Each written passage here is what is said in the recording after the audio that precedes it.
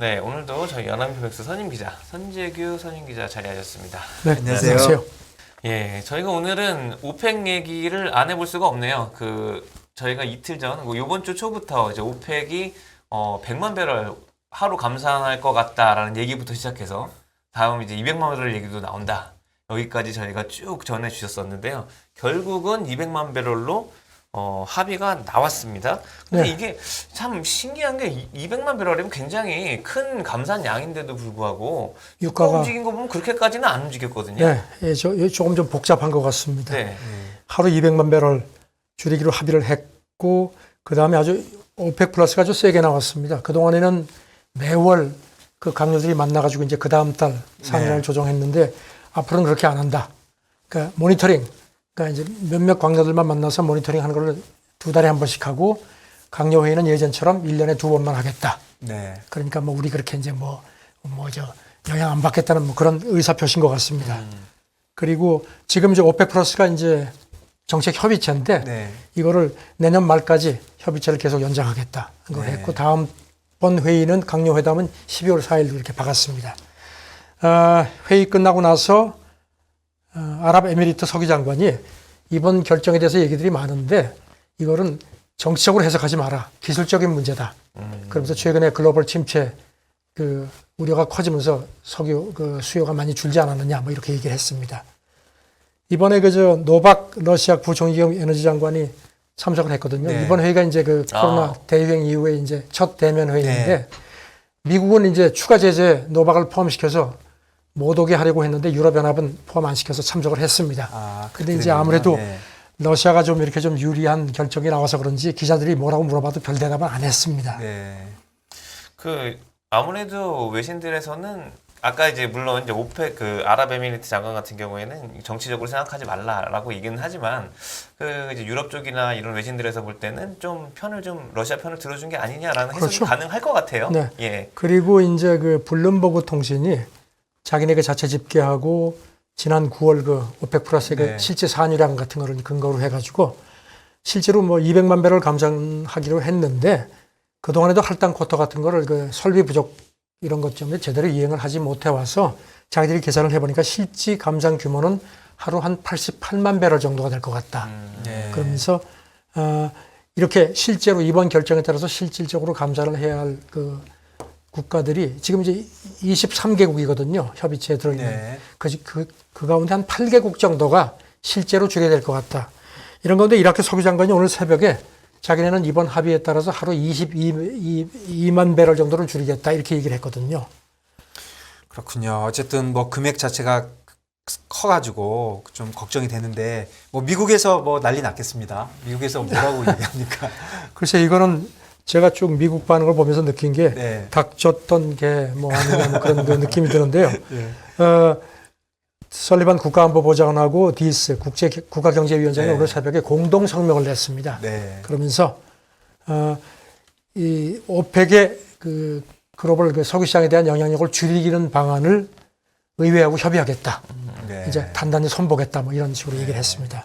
그다음에 백악관 대변인도 폭스뉴스하고 회견하면서 오펙이 그전까지는 상당히 점진적으로 계속 늘려왔다. 네. 그런데 사실 자기들이 여러 가지 사정 때문에 실질 할당 산유량을 채우지 못해온 거를 네. 이번에 사실상 실현화시킨 거다. 그러니까 200만 바렐 감산하지만 그렇게 실질적으로 볼 때는 그 감산 물량이 큰 게 아니다 하는 점을 예. 강조를 했습니다. 그러면서 아까 얘기한 그 얘기네요. 예, 올리려고 했는데 못 올린 거를 이렇게 하니까 그렇죠. 원래 목표치에서 200만 목표치에, 불이지만 실제로 크지 않다. 높이를 낮췄다는 네. 거죠. 그 정도 그간에도 이제 그만큼 생산을 못 해왔기 때문에. 그렇죠. 네. 그래서 이 사람 얘기도 실제로 하루 360만 배럴 가량의 할당 산유량을 채우지 못한 적도 있다. 이걸 또 부각을 시켰습니다. 그렇군요. 그리고 이제 국가안보보좌관은 오펙 플러스 이번 결정이 특히 중저소득국한테 충격이 클 거다. 그러면서 바이든 대통령은 지난번 6월에 사우디 가가지고 참 인권 했는데 그렇죠. 갔다 와서 빈손으로 왔는데 예. 그러면서 두고 봐 뭔가 있을 거야 했는데 두고 보니까 결과가 이렇거든요. 그래서 인권을 인권을 조금 희생하는 그런 분위기에 있어서 갔는데 결과 아무것도 안 된 거죠. 그러면서 설리반 보좌관 얘기는 바이든 대통령이 이번 결정을 근시안적인 그런 결정이라고 아주 굉장히 그 실망감을 표명했다 하는데 그 지금 로이터 보도를 보면요. 그 오펙 플러스 회동 직전에 미국이 뭐 대표단도 가가지고 굉장히 설득을 한 모양입니다. 그 펀더멘탈에 입각해서 하라고 했는데 뭐 오펙 쪽에서 헤이 그냥 가만히 계셔 이런 모양입니다. 이 바이든 대통령 같은 경우는 중간 선거가 이제 코앞인데 이렇게 유가의 상승 요인이 있는 게 굉장히 좀 불편하긴 하겠습니다. 많이 불편하죠. 네. 그래서 오늘 새벽에 바이든 대통령이 필요하면은 다음 달에 전략 비축률을 더 풀어라 이렇게 지시를 했다는 겁니다. 물론 이제 필요하면이라는 단서가 붙었는데요. 네. 그리고 또 이런 가운데 블룸버그 통신이 소식통들 얘기를 이용해서 전했는데요. 미국 석유 업계하고 백악관하고 지금 또 그 미국의 석유 제품, 뭐 휘발유, 경유 이런 그 정유 제품 수출하는 문제를 놓고 이것도 갈등을 빚는다는 겁니다. 지금 백악관 쪽에서는 미국 국내도 지금 부족하니까 휘발유, 경유 같은 거를 당분간 수출하지 말아달라. 그러면서 재고를 늘려달라고 해서 지난 8월에 그 미국 에너지 장관이 석유 대기업들한테 편지를 보내가지고 그렇게 좀 해달라. 만약에 안 하면은 우리가 조치를 하겠다고 했는데 이걸 훨씬 더 세게 밀어붙이는 모양입니다. 그러니까 여기에 대해서 석유 업계는 이거는 진짜 그런 식으로 하면 미국 정유 능력 자체에 문제가 생긴다. 그리고 이거는 이런 식으로 해가지고 할 게 아니다 하면서 플러스 지금 우크라이나 전쟁을 해가지고 동맹국 간의 어떤 그런 협조가 필요한데 우리가 그런 정유 제품 수출을 줄이면 동맹국에 대해서 이건 부정적인 영향을 준다. 이런 굉장히 식으로 큰 어려움을 겪을 것 같거든요. 또 지적을 했습니다. 그건 너무 심하다. 네. 알겠습니다. 사실 그 방금도 이제 말씀을 해주셨지만 이 그 오펙의 감산 조치가 이제 정치적으로밖에 보일 수 없는 그러니까 정치적으로 이제 볼 수 있는 그런 여지가 굉장히 좀 국제적으로는 좀 있는 게 사실인데요. 그러니까 러시아 같은 경우에 하필이면 이제 러시아가 이제 유가 상한제로 이제 압박을 받는 와중에 딱 맞물렸죠. 예, 오펙이 또 이제 감산 조치를 했고 사실 이렇게 해서 이제 어쨌든 공급량 자체가 그 에너지 공급 자체가 이제 전체적으로 줄어들면 결국은 이제 사람들이 그런 생각을 할 수 있잖아요. 그 이제 공급을 이제 생산을 하는 이쪽에 아무래도 좀 더 키가 좀 더 쥐어지지 않을까 이런 생각을 하게 될 수밖에 없는데 러시아도요. 네. 그 노박이 아까 그 회의장 근처에서 뭐 기자들이 뭐라고 물어봐도 그냥 아무 소리 안 했는데 그래도 몇 마디 했습니다. 이제 TV를 통해서 이제 언급이 조금 늦게 전해졌는데요. 유가 상한제 이제 지금 이제 유럽연합이 오늘 새벽에 보니까 8차 제재에 유가 상한제를 넣기로 합의를 한 걸로 그렇게 발표가 됐거든요. 이제 이 노박 그 언급은 그 직전에 나왔는데 유가 상한제가 만약에 강행이 되면은 모든 시장 메커니즘을 파괴하는 거다. 그리고 전 세계 석유 산업에 굉장히 치명적이다 하면서 이렇게 되면 가격이 결국 올라갈 거다. 그래서 이걸 견제하기 위해서 러시아가 의도적으로 감산할 준비가 되어 있다. 이게 이제 이번 오펙 플러스의 감산을 얘기를 하는 건지 아니면 러시아가 추가 감산을 하겠는지 그거는 확실하게 얘기를 안 했습니다.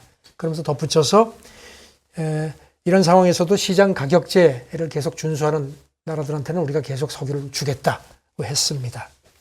예, 뭐 엄청 다 정치적이네요. 네. 오펙 플러스도 이거 이 정도면 뭐 완전히 정치적이고. 그리고 노박이 또 타스통신하고도 회견을 했는데요. 이제 자기네 그 산유 계획도 발표를 했습니다.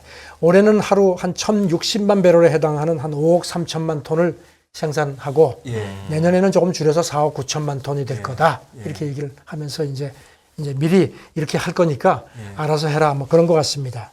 그리고 노르트 스트림 2 있죠. 지금 이제 이거는 아시겠지만 독일하고 다 완공을 해놓고 그 전쟁 직전에 러시아가 독일이 계약을 파기해서 지금 이제 그냥 서 있는데 이걸 통해서 공급할 용의가 있다. 또 이렇게 덧붙였습니다.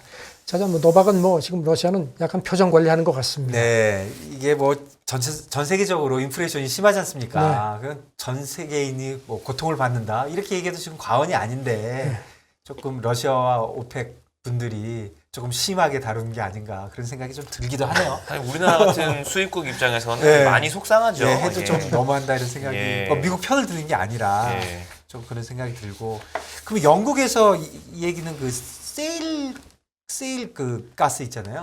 세일 그거를 영국에서 그 얘기를 한다고요? 이건 어떤 내용이에요? 영국에서 셰일을 캐겠다.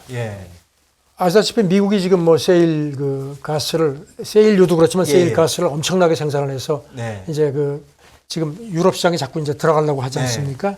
그런 상황에서 이제 유럽이 에너지난이 심각하니까 유럽에도 셰일 그 가스가 상당 부분 매장이 돼 있답니다. 그렇습니까? 네, 문제는 그걸 이제 얘기를 안 해서. 이거를 이제 캐내는 방법이 예. 이 무슨 크래킹이라고 하던가요? 네. 그런데 이게 뭔가 하면 이제 뭐 저도 전문적이라서 잘 네. 모르지만 이렇게 물 같은 걸 막 세게 압박을 넣어가지고 이제 이거를 이렇게 지층을 깨는 거죠. 해서 네. 나오는데 그것 때문에 이제 그 환경오염 문제가 환경 심각하다는 파괴가. 겁니다. 그리고 이제 예. 채산성 같은 게 문제인데 네. 영국이 지금 워낙 다급하니까 그 트러스 총리 정부에서 이거를 완전 지금 고민을 해보겠다? 한다는 겁니다. 그런데 네. 영국 같은 경우도 2019년에 네. 이게 지금 이제 환경오염 문제가 심각하고 있어요. 이 프래킹 기법을 예, 예. 허용을 금지를 했다는 겁니다. 그래서 이거를 법을 다시 고쳐서 허용을 하려고 하는 것 같다. 이런 얘기를 하는데 지금 이 이코노미스트 분석은 이게 과연 실효성이 있겠느냐. 지금 여러 가지 그 제약이 있다는 겁니다. 우선 유럽은 미국하고 채굴 여건도 다르고 미국 같은 경우는 이제 이런 게 주로 이제 그 광활한 벌판에서 사람이 거의 안 사는 데서 하는데 네. 유럽은 그런 지역이 별로 없고 인구 밀도가 훨씬 높은데 그렇게 되면 이제 환경오염 문제가 직접 주민들한테 피해를 줄 수도 있고 그다음에 경제성도 그렇고 기술 같은 것도 유럽이 훨씬 떨어지기 때문에 네. 과연 되겠느냐. 지금 이 보니까요. 이코노미스트 분석을 보니까 지금 유럽 가운데 프랑스하고 그 폴란드의 매장량이 네. 한 4조 입방미터 정도 각각 어. 꽤 된답니다. 그리고 뭐 그다음에 독일도 제법 있고 영국 같은 경우는 훨씬 그보다 적은데 워낙 다급하니까 이렇게 이제 손을 대려고 한다는 겁니다. 그런데 이제 최근에 설문조사를 해보니까 영국 내에서 그건 안 된다. 네. 심지어 보수당 쪽에서도 네. 그거는 그 대책이 아니다. 그런데 지금 뭐 저는 이 트러스 총리가 지난번에 그 감세 정책 그 네. 일부 처리하고 나서 계속 헛발질을 하는 거 아니냐. 그런데 진짜 오죽 다급하면 이런 걸 할까 뭐 싶은데. 심정은 이해가 갑니다. 네, 네.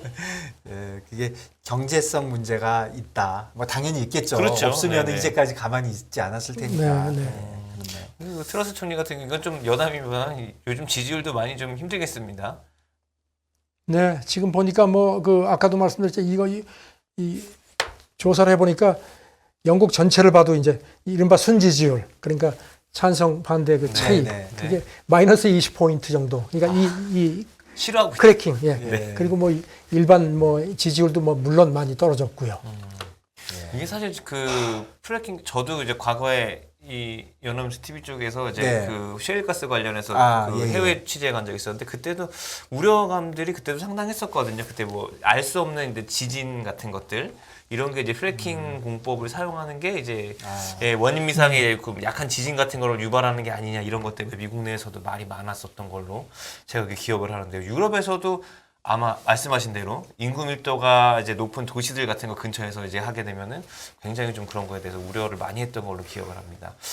참 말씀하신 대로 정말 다급하니까 네. 뭐라도 지금 지푸라기라도 잡고 싶은 이런 심정이니까 그럴 것 같은데요. 사실 이제 이렇게 에너지 위기가 계속 되다 보니까 이제 이런 화석연료 말고도 그 바이오 에탄올이라고 하나요? 그 옥수수나 이런 데서 이제 그 기름을 이제 뽑아서 조금씩 섞어 갖고 쓰는 이런 것들이 또 나올 수밖에 없잖아요, 얘기가요. 미국도 보니까 지금 바이오 에탄올 이걸 뭐 굉장히 네.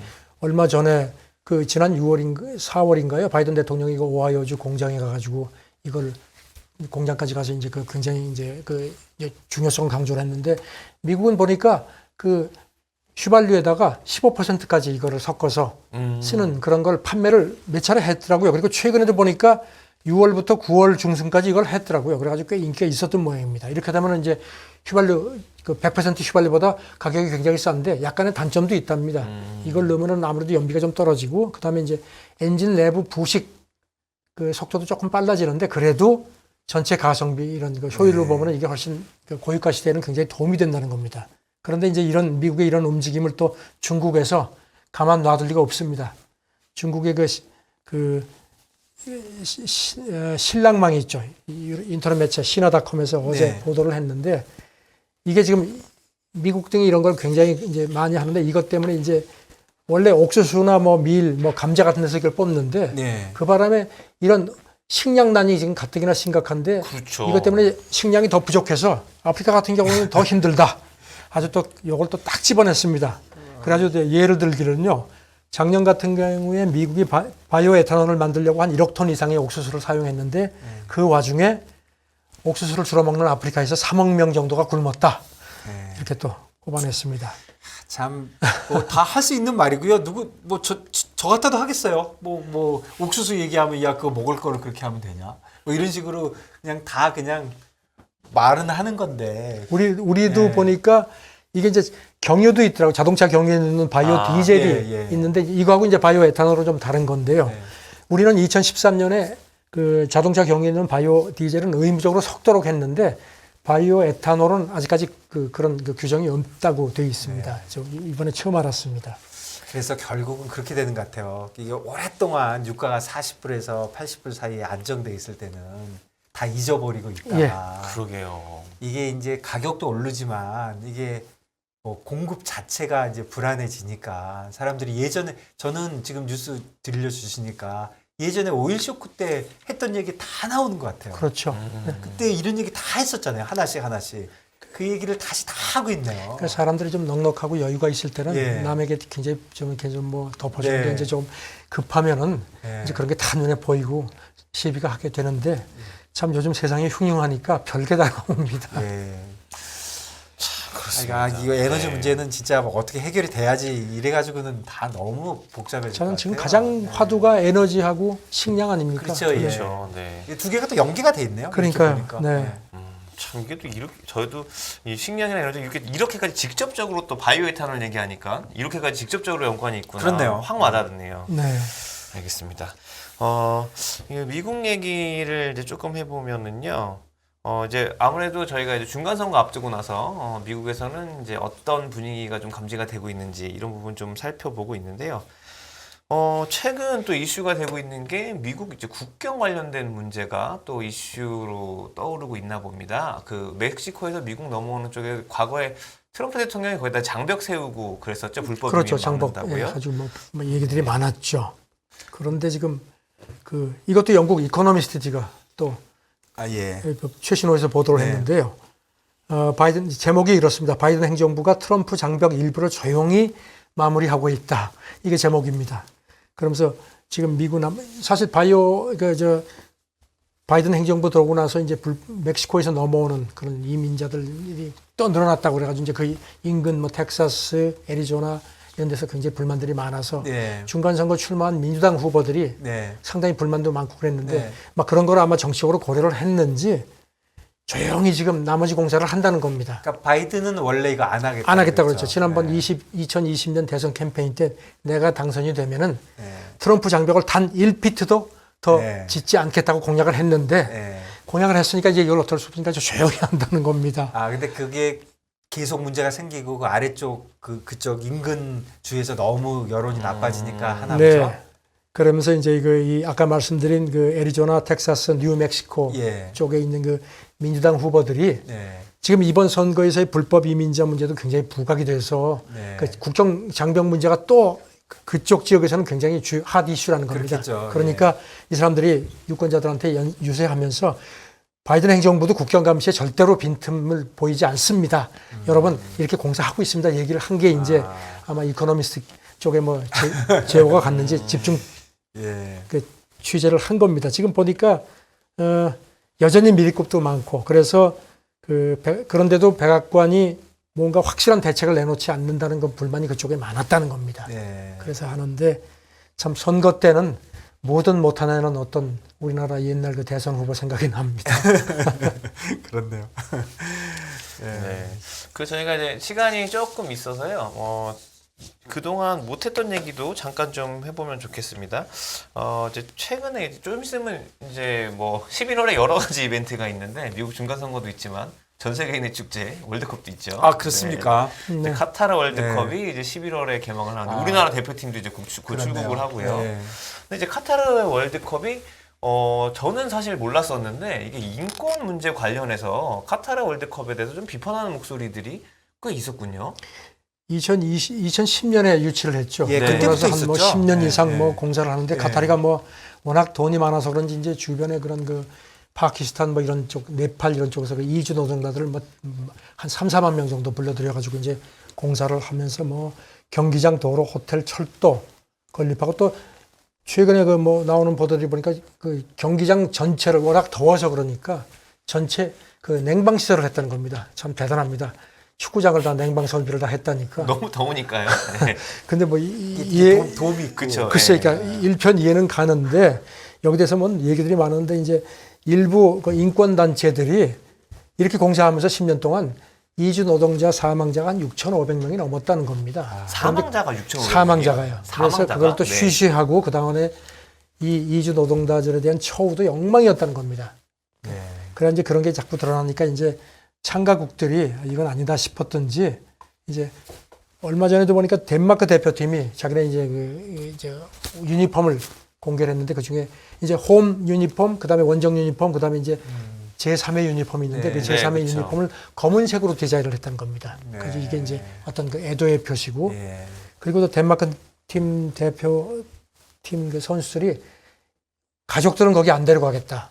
가족들을 다 데려오면 뭐 카타르 쪽에서 뭐 최고급 호텔 이런 걸 다 이제 제공하겠다고 했는데도 우리는 그냥 선수만 간다 예. 했는데 지금 보니까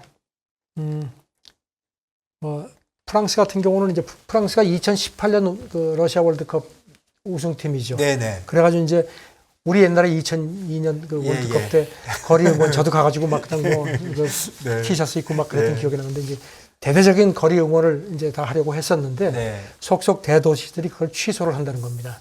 이건 아니다 싶어가지고 그래서 뭐 파리도 그렇고 뭐 스트라스부르도 그렇고 몇 군데 대도시에서 안 하겠다고. 아, 그 이유가 이 인권이니까. 예. 그렇게 막 그냥 그렇게 몇천 명이 죽은 그런 그 하는 데를 우리가 어떻게 그거를 막 그렇게 축제 분위기로만 할 수 없지 않느냐. 아, 이제 프랑스에서 모여서 하는 것도. 예. 그래서 이제 그러면서 파리 부시장 얘기가 이번 월드컵 조직 과정의 그 환경 사회적 여건 때문에 대형 스크린을 통한 거리 중계를 하지 않기로 했다. 네. 하지만 이게 카타르 월드컵 자체를 보이콧하는 건 아니다.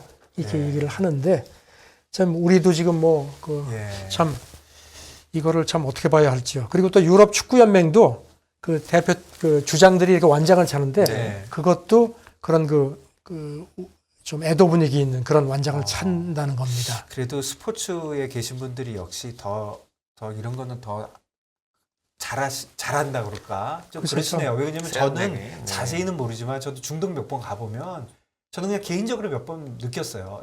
저 사람들 너무 힘들겠다. 네. 예, 너무 힘들겠다. 그런 생각 많이 했는데 그렇죠. 와, 이게 결국 그리고 이렇게까지 이제 되는군요. 그 환경 단체들도 예. 전 경기장을 그 냉방 시설을 하는데 물론 뭐 이해는 하지만 지금 이렇게 지구 온난화하고 기후 위기가 심각한데 그 얼마 안 되는 그 축제를 하면서 저런 식으로까지 하느냐 그래가지고 예. 또 거기서도 또 시비를 한다는 겁니다. 이제 축구 좋아하시는 분들한테 이런 얘기하면 욕 먹을지도 모르는데. 아니 저도 좋아하는데요. 예, 저는 뭐 축구 좋은 뭐 특히 날씨 좋고 이런 데서 하지 꼭 구태여 거기다가 그렇게 만들어 갖고 해야 되느냐 하는 이슈는 있는 것 같아요. 근데 중동 입장에서는 자기네들이 더운 나라에 원래부터 있었다고 해서 우리가 월드컵 못할 못 수는 여나 없다. 예, 그렇게 하면 또 그렇고요. 지금 그렇죠, 보니까 그렇죠. 예. 사우디가 뭐 2030년 아시안 동계올림픽 네. 뭐 그거를 그 네옴이라는 그 도시 있죠 인공 도시 네네네. 거기 유치하겠다고 지금 뭐 신청을 했다고 저번에 그 하는데 얘기했잖아요. 그렇죠, 예, 그렇죠. 그 도움 안에 있는 그 예. 예. 그러니까 참 글쎄 그러니까 우리나라가 예를 들어서 뭐 덥다고 못할 이유는 없다. 그거는 뭐 전 찬성을 하는데 그거를 건설하는 와중에 근데 저는 그 그, 6천 명 예. 정도씩이나 아니, 그러니까 이제 건설하는 동안 카타르 쪽에서는 뭐 그거 거짓말이라고 얘기를 하는데 예, 약한 정부에서는 또 부정하고요. 예, 부정하고 우리가 뭐 얼마나 그 사람들 처우를 잘해줬는데 억울하다 뭐 얘기를 하는데 이 정도까지 난리가 나면은 뭐가 뭐 저는 있겠죠. 국제 인권 단체들이 한두 군데도 아니고 뭐 예. 밑도 끝도 없이 그렇게 하진 않겠죠. 예. 그러니까 진짜 좀 이건 좀 마음 아픈 뉴스인 다음 것 같습니다. 달 20일 날 개막인가요? 그리고 결승전은 12월 18일로 돼 있네요. 예, 예. 야, 그러면 이건 요번에 이 이슈 때문에 조금 계속 중계 볼 때도 시끌시끌 하겠네요. 그죠? 예. 막 예. 저 스타디움 너무 멋지다 이런 얘기 잘 못 하겠는데요. 아유, 예. 그러게요. 멋지긴 할 것 같은데. 근데 이제 그 경기 중에 선수들의 뭐 어떤 그런 뭐 약간 제스처가 나오더라도 이것 때문에 그랬구나 이렇게 좀 저희가 미리 예. 머릿속에 좀 넣어놓고 예, 있으면 되겠습니다. 네. 참 뭐 돈이 이런 거 보면 이제 그런 얘기들 우스갯소리로 하시잖아요. 뭐 돈으로 안 되는 건 없다. 뭐 이런 얘기를 하고 또 그러시는데 돈으로 안 되는 게 네. 있는 걸 점점 우리가 예. 깨닫고 있죠. 그리고 이런 거를 보면 예, 뭐- 약한 사람들한테 그렇게 하면 안 되죠. 예, 근데 참 이런 거를 보면 그런 이제 말 뒤에 참 숨겨져 있는 여러 가지 네. 아픔들이 참 많다는 거를 또 새삼 느끼게 됩니다. 화려한 것만 눈에 보이는데 정말 네. 그 가려진 속에 있는 그 힘든 그 계층들이 너무나 많죠. 특히 요즘 같은 때는 그런 걸 특히 국가가 그런 걸 그 사회 안전망이라는 게 뭐겠습니까? 그런 네. 거 아니겠습니까? 네. 어제도 말씀드렸지만 쉘 CEO가 그랬지 않습니까? 네. 그래서 그 셀 CEO 얘기 주셨고 저번에 그 파타고니아 네, 파타고니아도 그렇고 예, 그런 분들 좀 깨어 있는 사람들이 예, 특히 이 지도층에서 그립네요, 아주. 네, 그립습니다. 정말. 네. 알겠습니다. 오늘 이제 국제뉴스 참 오펙으로 시작해서 저희가 또 인권 얘기까지 다양하게 한번 다뤄봤습니다. 네. 오늘도 국제뉴스 감사합니다. 네, 감사합니다. 감사합니다.